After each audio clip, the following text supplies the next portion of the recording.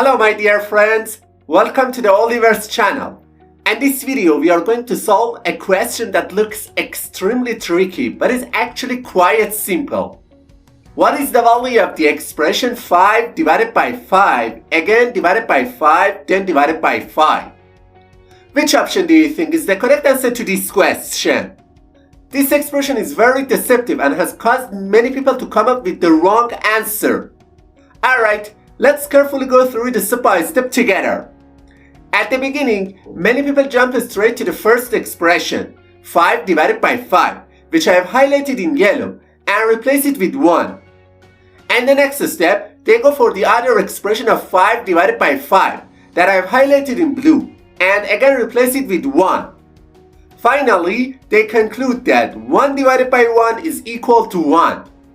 Then, without any hesitation, they quickly say that option C is the correct answer to this question.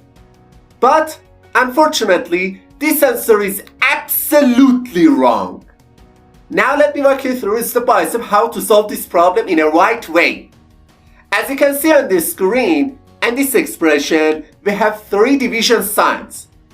It's very important to note that when an expression contains only division signs, we must always move from left to right and carry them out in order.